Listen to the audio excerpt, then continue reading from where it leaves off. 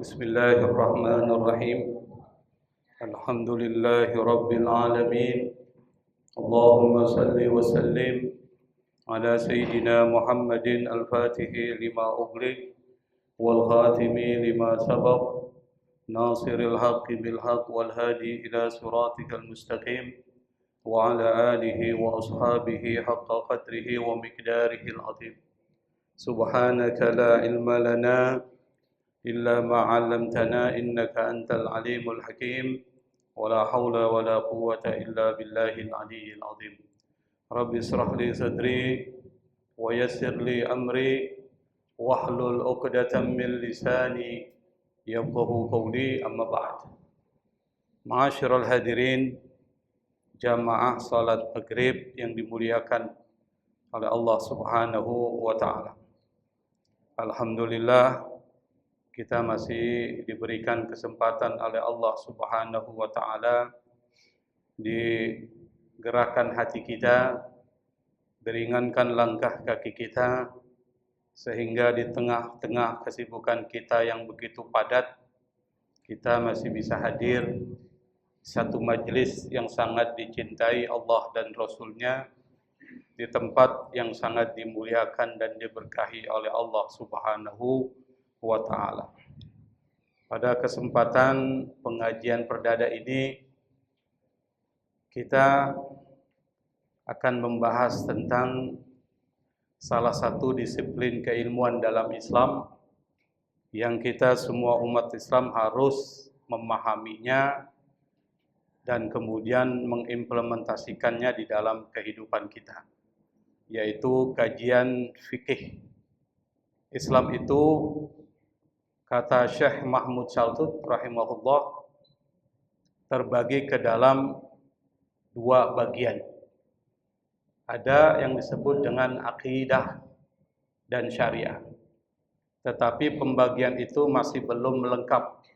Kita tambahkan lagi yang ketiga, akhlak. Akidah, syariah, wa akhlak.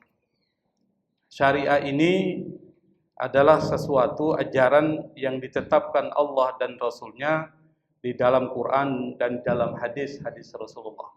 Itu syariat. Ketika syariat ini dipahami, maka menjadi fikih. Jadi pemahaman terhadap syariat itu akan memunculkan fikih. Karena pemahaman itu tentu tidak sama antara satu ulama dan ulama lain, maka muncullah madhab fikih. Mazhab fikih ini semenjak awal pertumbuhannya itu begitu banyak, sampai ratusan, lalu kemudian mengecil karena perjalanan waktu, ditambah lagi dengan dukungan masyarakat dan negara, maka mengerucut menjadi 7 madhab. 7 mazhab ini kemudian mengerucut menjadi 4 mazhab di dalam dunia Sunni. Kita enggak bicara Syiah, yang kita bicarakan adalah Sunni. Maka dikenallah 4 mazhab itu: mazhab Hanafi, mazhab Maliki, mazhab Syafi'i, dan mazhab Hambali. Keempat mazhab ini memiliki keterhubungan emosional dan historis, jadi tidak terpisah. Dan keempat mazhab ini muncul setelah zaman tabi'ut tabi'.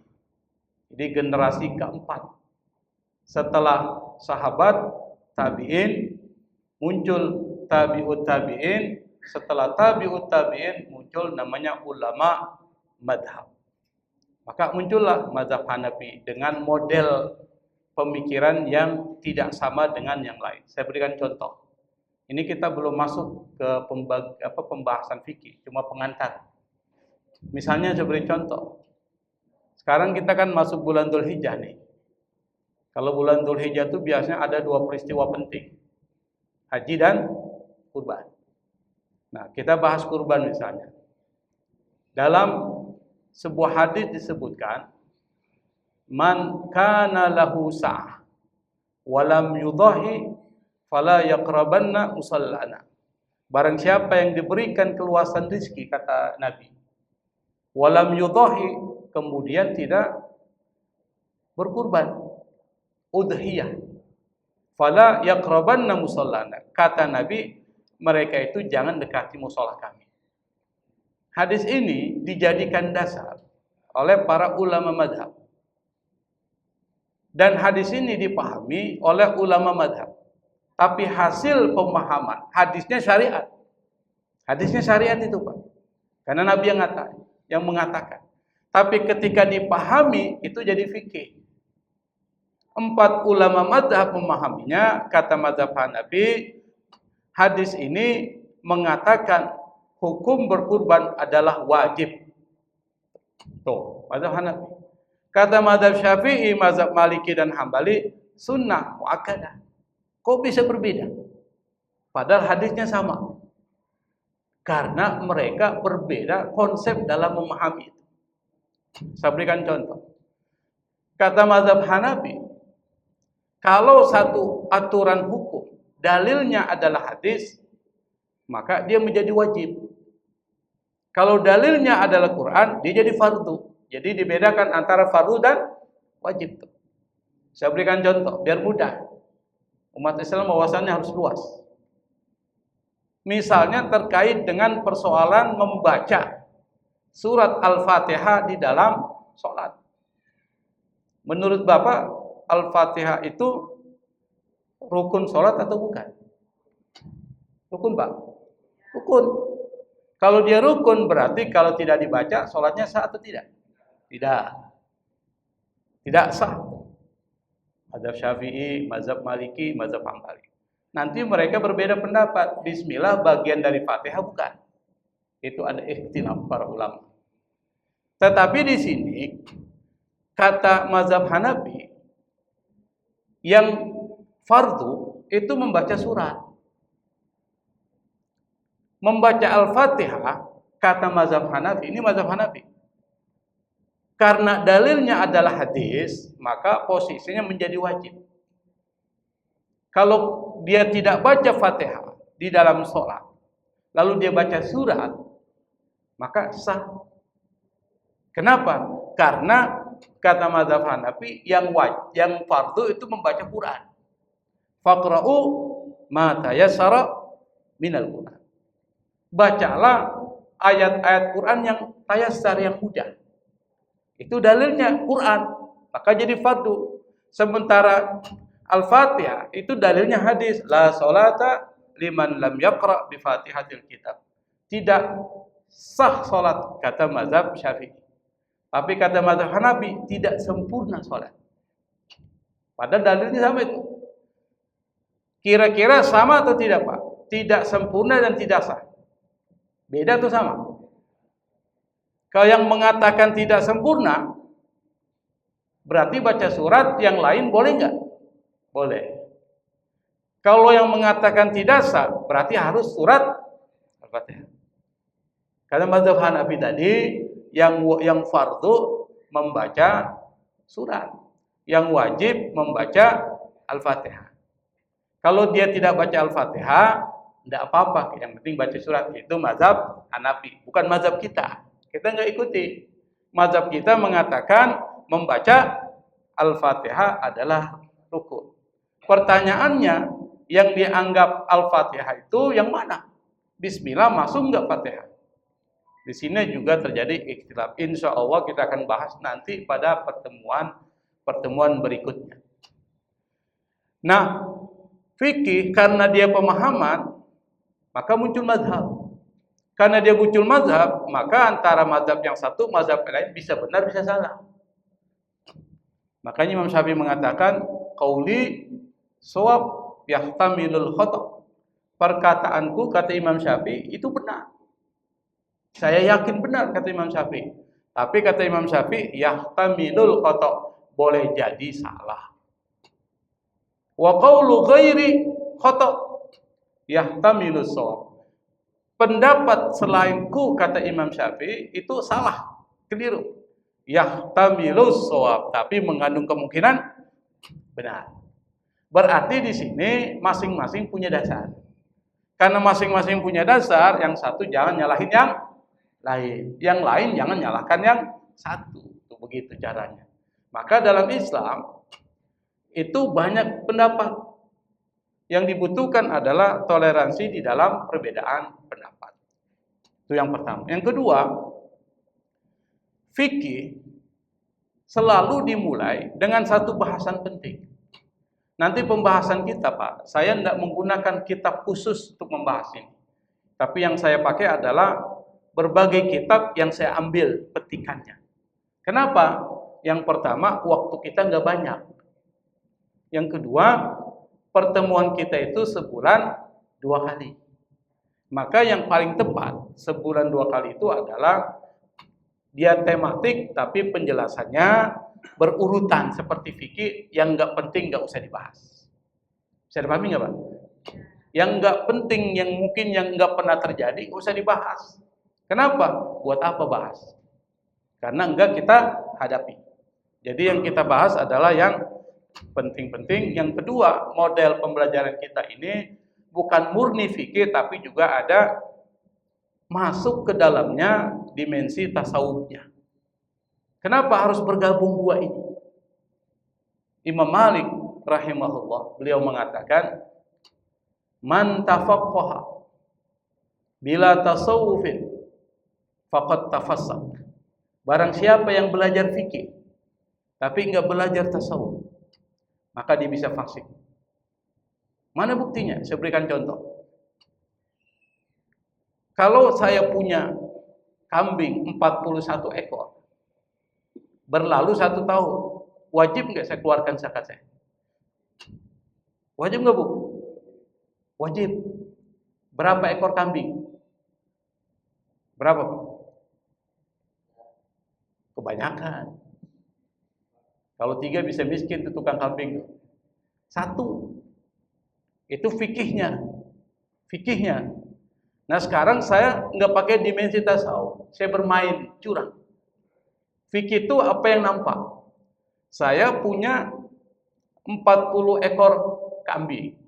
Berlalu 1 tahun. Tapi sebelum sampai 1 tahun, 1 ekor kambing itu saya serahkan ke istri saya. Tinggal berapa? 39. Wajib nggak saya keluarkan kambing saya? Wajib nggak? Nggak wajib. Nanti berlalu 1 tahun, saya bilang sama istri saya, kembalikan tuh kambing. Jadi berapa? 40. Fikih boleh nggak begitu? Boleh.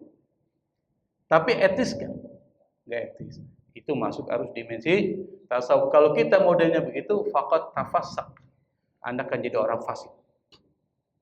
Tapi kata Imam Malik berikutnya, man tasawwafa bila tafaqquhin faqad tazandaq. Barang siapa yang belajar tasawuf tapi enggak belajar fikih, faqad tazandaq, dia bisa sesat. Maka banyak orang-orang yang belajar tarekat tapi enggak belajar fikih, sesat dia. Kenapa? Enggak ngerti. Misalnya apa? Yang namanya sholat itu kan cuma eling, ingat. Kalau sudah ingat cukup, nggak perlu lagi sholat. Kira-kira sesat nggak, Pak? Sesat. Banyak yang modelnya seperti itu. Maka harus digabungkan. Anda harus belajar tasawuf, belajar fikih. Kata Imam Malik, dia lanjutkan, wa man jama'a bainahuma faqad tahaqqaq. Barang siapa yang menggabungkan keduanya, maka dia sudah mencapai hakikat yang sebenarnya. Itulah muslim. Jadi harus dipahami. Maka pembelajaran fikih harus dimasuki dimensi tasawuf. Salah satu buku yang membahas tentang fikih dimasuki dimensi tasawuf itu adalah kitab Imam Al-Ghazali, Ihya Ulumuddin. Makanya kitab Ihya Ulumuddin dipakai oleh semua masyarakat muslim. Kenapa? Karena di dalamnya bukan cuma ilmu fikih, tapi ilmu-ilmu lain pun masuk ke dalam pembahasan tersebut. Pembahasan yang pertama di dalam kitab fikih hampir semuanya sepakat adalah tentang taharah. Meskipun nampaknya sepele, tapi ini penting, Pak. Nah, taharah lagi. Tapi ini penting. Kenapa? Tanpa memahami taharah, Anda tidak bisa sholat. Kenapa? Karena miftahus sholat at-tuhur. Kunci dari sholat itu adalah taharah. Bagaimana Anda bisa membuka sholat dengan baik kalau Anda nggak punya kuncinya?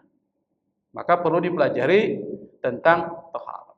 Nah, toharo yang kita pelajari ini nanti ada dua dimensi. Ada dimensi sofistiknya, ada dimensi fikih. Dimensi fikih belakangan. Kita akan bahas belakangan. Gimana caranya wudhu. Lalu apa yang menjadi rukun wudhu. Begitu pula nanti masuk sholat. Setelah kita bahas dimensi tasawufnya, kita masuk gimana tuh sholat menurut mazhab Syafi'i, sudah benar nggak kita sholat? Pada saat takbir, kapan baca takbirnya? Ketika kita nurunkan tangan kita, kapan kita turunkan? Itu ada aturannya Pak, nggak sembarangan. Itu diajarkan dalam mazhab Syafi'i. Nah kita akan bahas Pak. Literatur yang saya pakai untuk membahas yang pertama ini adalah kitab Al-Mu'tamad fil Fiqh Syafi'i yang ditulis oleh Al-Ustadz Ad-Doktor Muhammad Az-Zuhaili. Jadi Muhammad Az-Zuhaili ini adalah saudara dari Wahbah Az-Zuhaili. Wahbah Az-Zuhaili ini ulama besar yang ada di Syria. Di dalam kitab ini dikatakan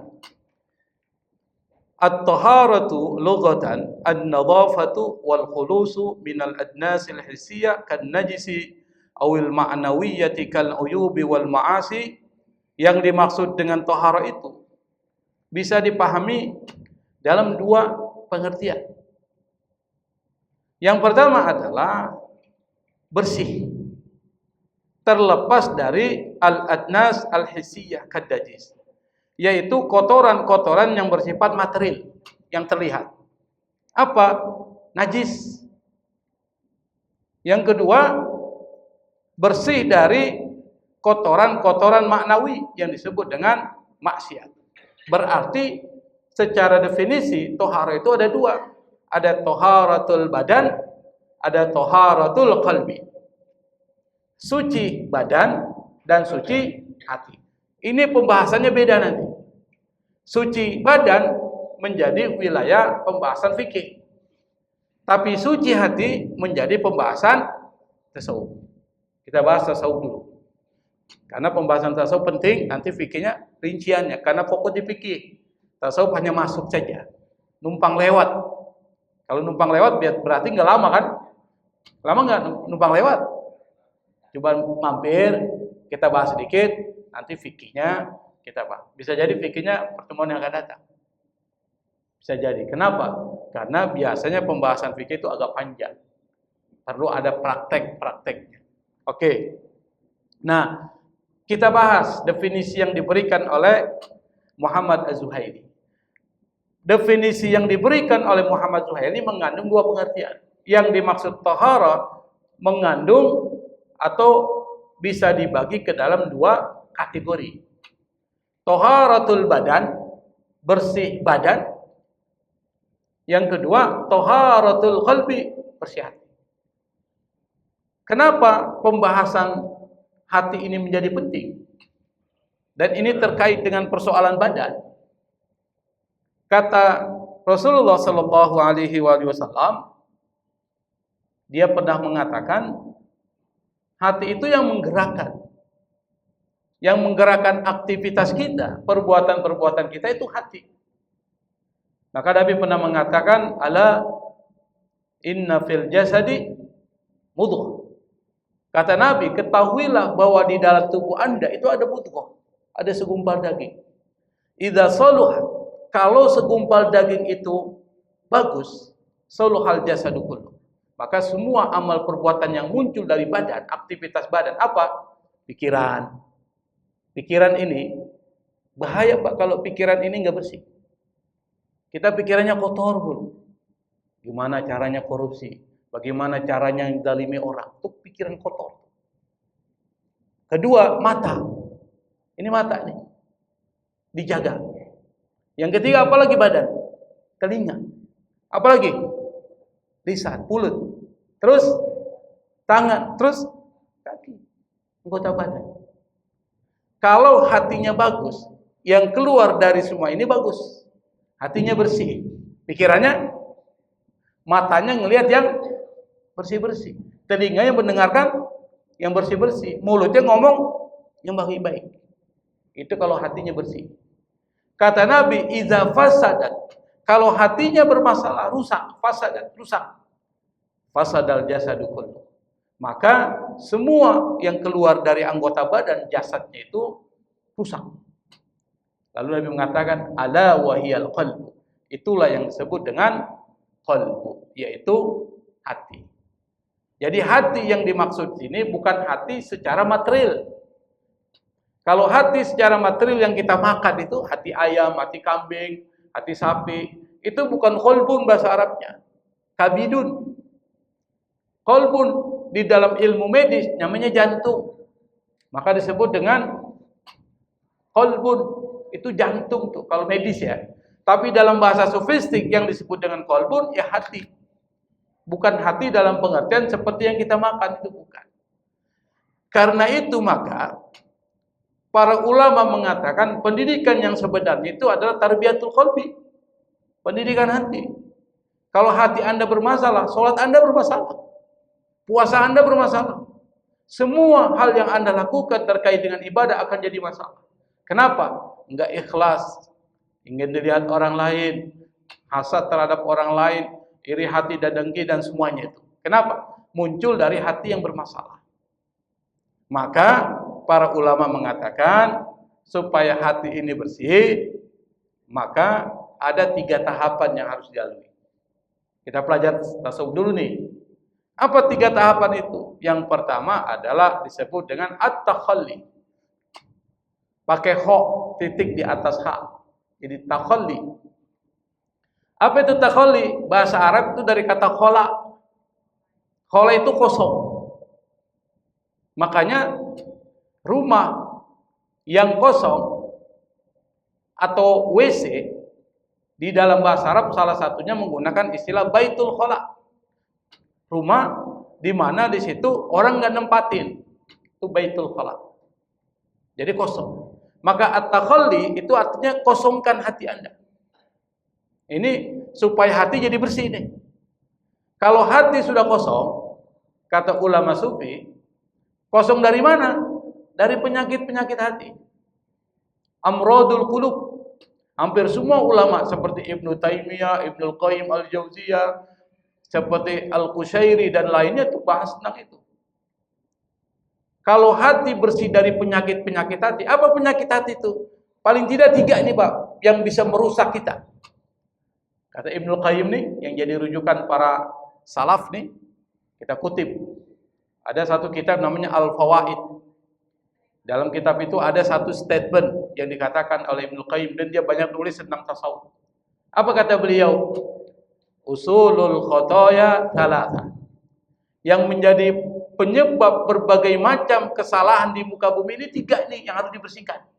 Kalau ini ada, hancur negeri kita. Apalagi ini mendominasi, hancur. Dan ini sekarang mendominasi, hancur. Apa itu? Al-hirsu wal hasadu wal kibru. Kata Ibnu Qayyim, yang pertama adalah al-hirsu, rakus, tamak. Kira-kira ada nggak dalam diri kita tamak?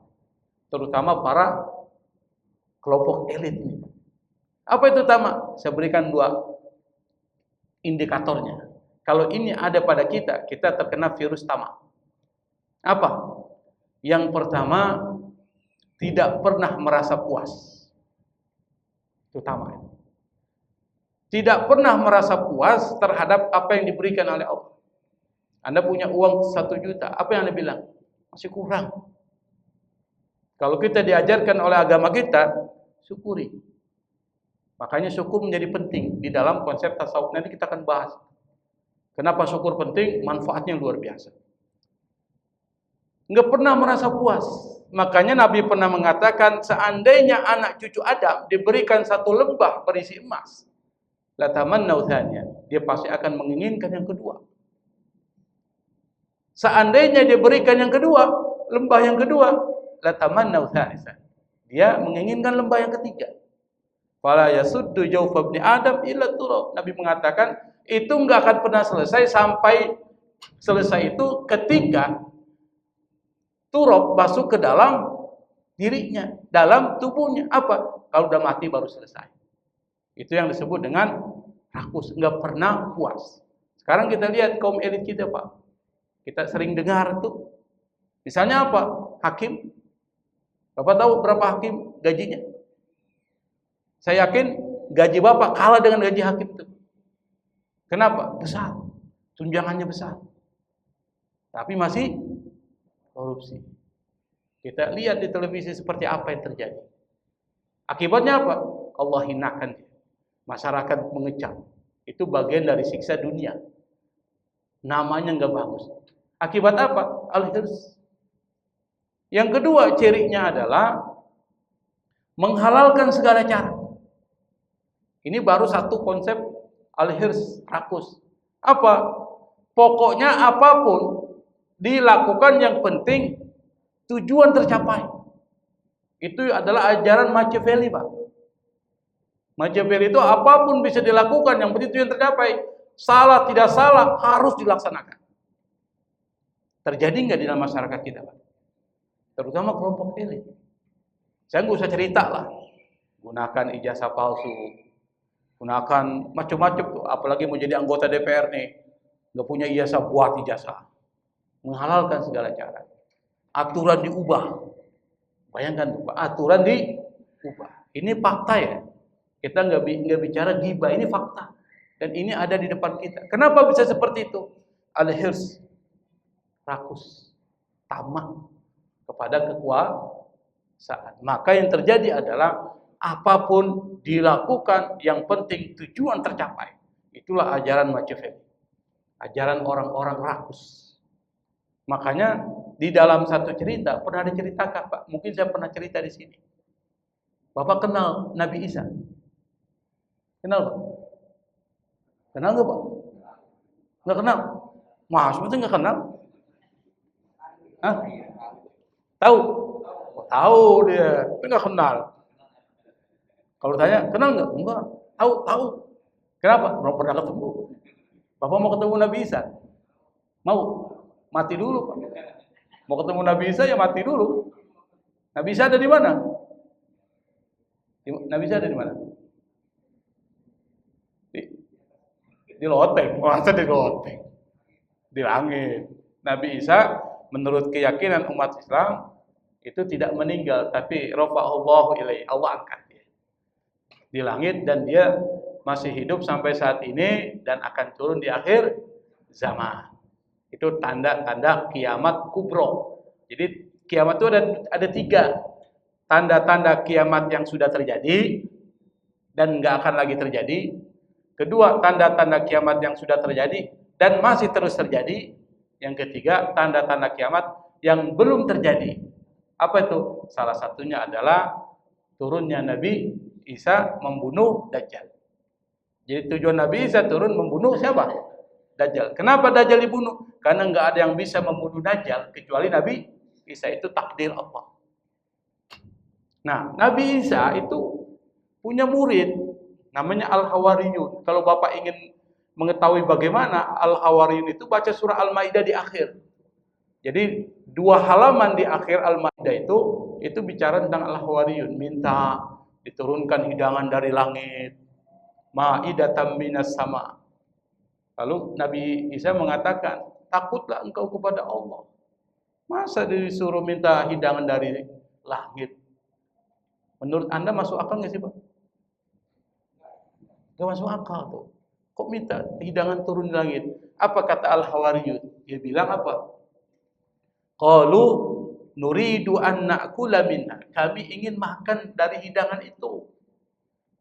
Wa tatma'inna qulubuna, supaya hati kami tenang. Wa na'lama an qad sadaqtana, supaya kami tahu engkau memang benar ya Isa.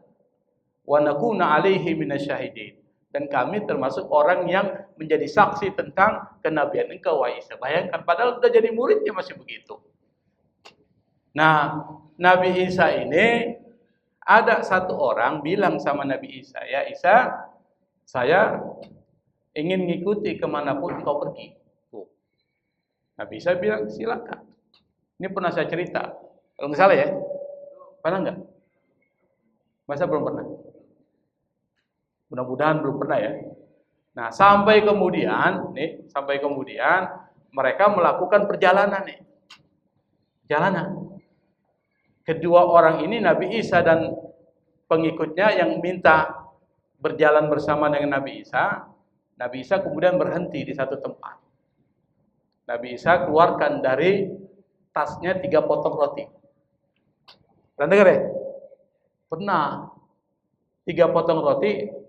Yang 3 potong roti itu diserahkan satu kepada temannya. Nabi Isa makan roti kedua, tinggal sisa roti ketiga tuh. Nabi Isa setelah makan, dia pergi ke sungai, dia minum tuh. Setelah minum, kembali lagi. Rotinya udah nggak ada, Pak. Yang ketiga ini. Nabi Isa tanya, roti yang ketiga ini kemana sisa roti? Temennya bilang, nggak tahu. Kok tanya saya? Bahasanya begitu kan? Nggak tahu. Apa yang terjadi setelah itu? Nabi Isa tahu kalau yang makan pasti dia, karena nggak ada yang lain. Apa yang terjadi setelah itu?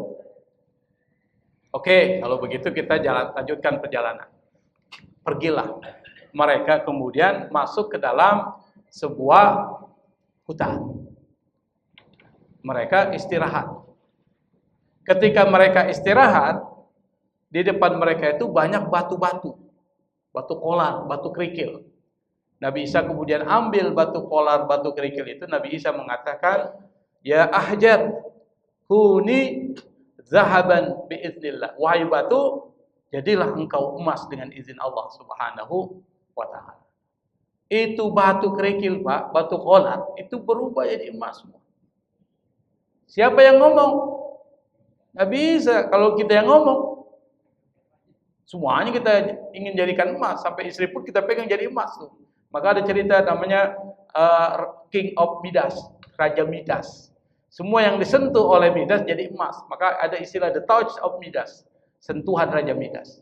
Nanti Bapak cari tuh cerita itu di internet. Nah, akhirnya Nabi Isa bilang, ini emas saya akan bagi 3.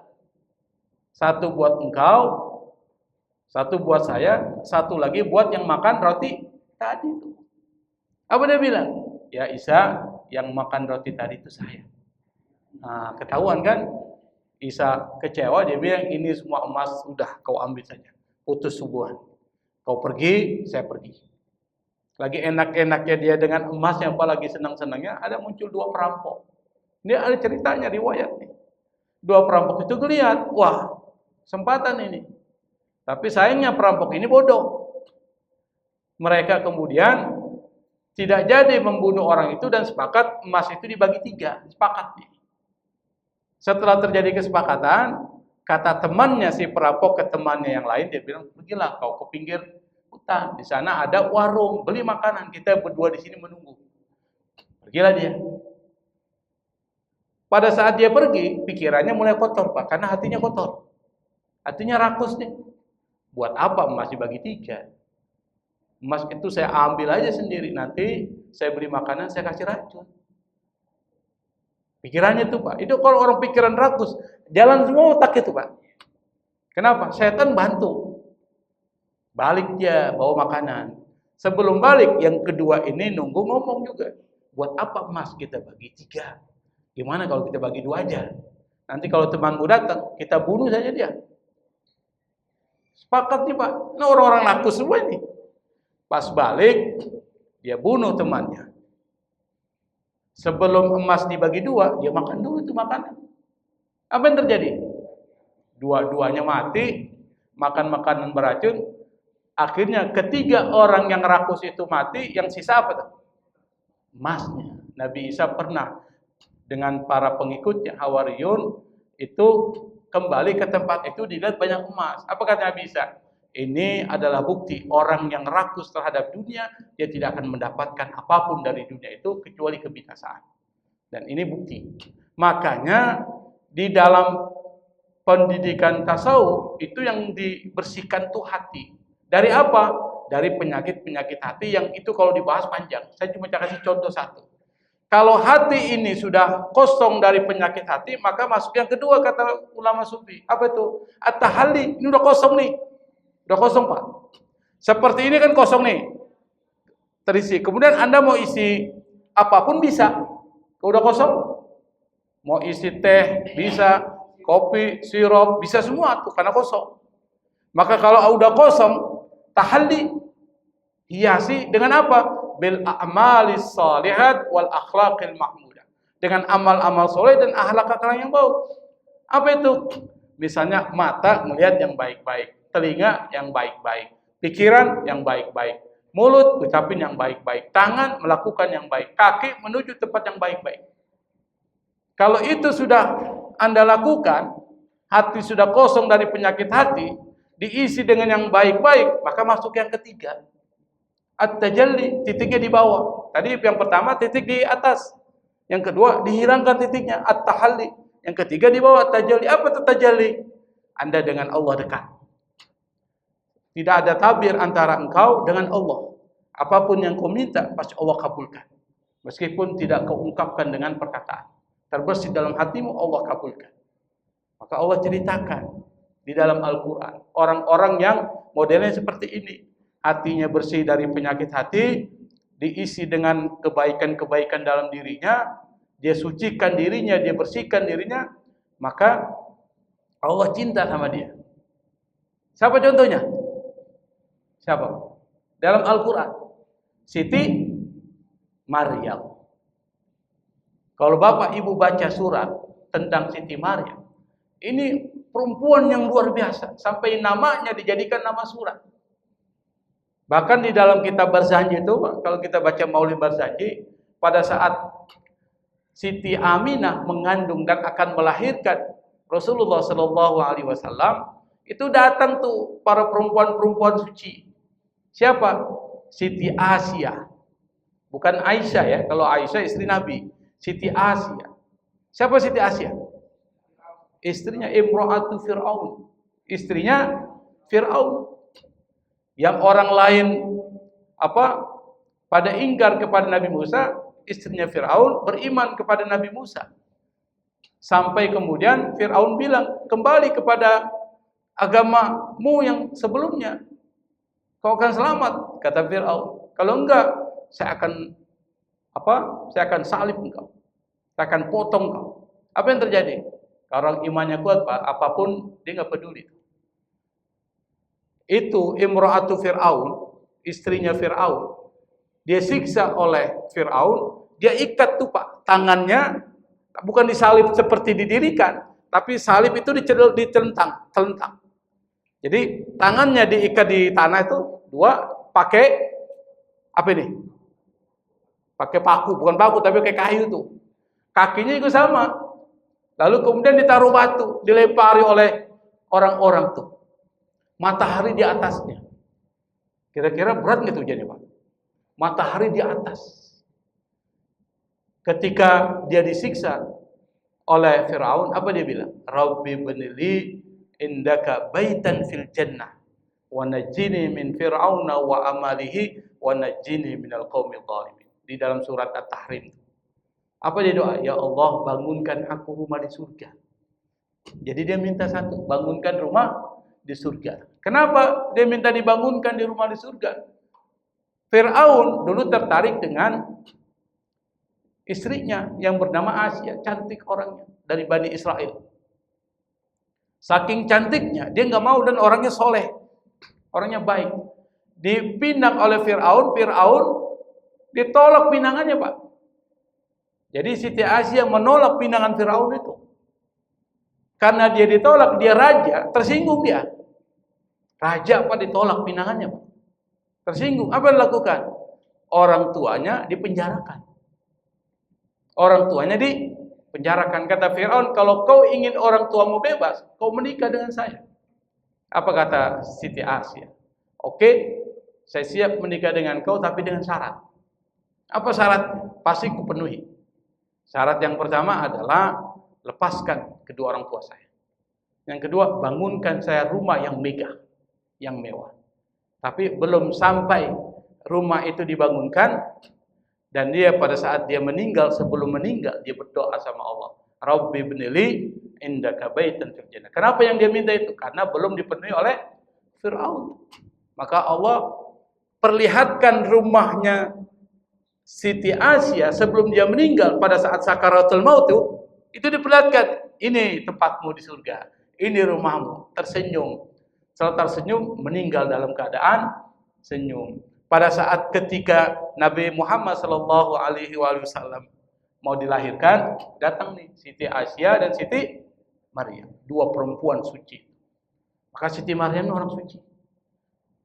Apa buktinya kalau Allah cinta sama dia? Apapun keinginan pasti dikabulkan. Bapak tahu apa yang dilakukan Siti Maryam? Bertasbih di mihrabnya, dia sholat, dia berzikir kepada Allah, bersih, nggak pernah bergaul dengan siapapun. Tidak ada dosanya, bersih. Dekat dengan Allah. Maka pada saat ketika dia dekat dengan Allah, pernah satu ketika Nabi Zakaria masuk ke mihrab Siti Maryam. Apa yang dilihat? Buah-buahan musim dingin, saat itu musim panas, Pak. Menurut logika manusia nggak mungkin itu ada. Pada kesempatan yang lain, dia lihat ada buah-buahan musim panas, saat itu musim dingin. Logika nggak mungkin, nggak masuk akal. Nggak masuk akal. Nabi Zakaria aja kaget, apalagi kita. Nabi, Pak, karena dia Nabi. Apa kata Nabi Zakaria? Ya Maryam, anna laki hadza, ini dari mana kau peroleh? Apa kata Siti Maryam karena dia dekat dengan Allah? Hadza min indillah. Ini semua datang dari Allah. Makanya kalau kita ingin seperti Siti Maryam, semua hajat kita dipenuhi oleh Allah, pertama apa? Kosongkan hati Anda dari penyakit-penyakit hati. Ini kalau bahas panjang, Pak. Saya pernah membahas episode tentang amradul qulub itu sampai 10 kali pertemuan. Itu pun kajiannya ba'da subuh, jadi panjang waktunya 1 jam. Kenapa? Karena pembahasannya panjang. Setelah kosong dari amradul qulub, penyakit hati, maka isi dengan yang baik-baik. Bagaimana caranya? Amalkan syariat-syariat Islam. Yang ketiga, Anda sudah menjadi orang yang sempurna, insan kamil, maka apapun yang Anda butuhkan pasti Allah akan kabulkan. Dekat dengan Allah. Dalam sebuah diskusi terakhir, ini Isa jam berapa sih? Hah? 3 menit lagi ya? Nah terakhir pas. Karena batas kita kan Isa aja ya. Ada diskusi, Pak. Ini diskusi ini penting nih. Diskusi itu beda dengan hadis biasa ya. Kalau diskusi langsung qala Allah. Periwayatnya Rasulullah. Kalau hadis biasa, perkataan Nabi datang dari Allah juga, tapi redaksi dari Nabi, diriwayatkan para sahabat. Nabi meriwayatkan Allah berfirman, "Man taqarraba ilayya 'abdun bin nawafil ba'da maftaratuhu 'alaihi hatta uhibbahu." Ini kata Allah. Barang siapa di antara hambaku yang mendekatkan diri kepadaku setelah dia melakukan yang wajib-wajib dan mendekatkan diri dengan yang sunnah-sunnah, hatta uhibbahu, sampai aku cinta dengan orang itu. Apa kata Allah? Kuntu, aku kata Allah. Sam'ahul ladzi yasma'u bi. Aku akan menjadi telinga yang dia gunakan untuk mendengar. Wa kuntu basarahul ladzi yabsuru bi. Aku akan menjadi mata yang digunakan untuk melihat. Wa kuntu yadahul lati yabtisu biha, dan aku akan jadi tangan yang digunakan untuk memukul. Wa kuntu rijlahul ladzi yamshi biha, dan aku akan jadi kaki yang digunakan untuk berjalan. Artinya apa? Matanya mata Allah, telinganya telinga Allah, tangannya tangan Allah, kakinya kaki. Bukan berarti Allah punya kaki, bukan. Dekat dengan Allah. Apapun yang dia inginkan Allah kabulkan. Bahkan dia mengetahui apa yang belum terjadi, dia tahu. Kenapa? Allah kasih tahu. Karena matanya mata Allah. Allah mengetahui apapun, Allah kasih tahu dia. Makanya orang seperti itu disebut dengan wali min auliyaillah. Salah satu wali dari wali-wali Allah Subhanahu wa taala adalah Siti Maryam. Oleh karena itu maka ritual-ritual ibadah yang kita lakukan, Pak, salat, zakat, puasa, itu nggak akan bermakna kalau hati kita bermasalah. Misalnya apa? Salat. Kalau hatinya penuh dengan ingin dipuji orang lain, riya, hati penuh dengan kebohongan, salatnya salat munafik, Pak. Makanya Nabi mengatakan berapa banyak orang yang sholat itu cuma capek doang, tidak dapat apapun. Karena itu maka sekali lagi yang kita perlu benahi sebelum yang lainnya adalah hati perlu dibenahi. Insya Allah pertemuan yang akan datang kita masuk taharah dalam perspektif fikih Islam. Wallahul musta'an, wallahul muwaffiq ila aqwamit thoriq. Wallahul afwa minkum. Wassalamualaikum warahmatullahi wabarakatuh.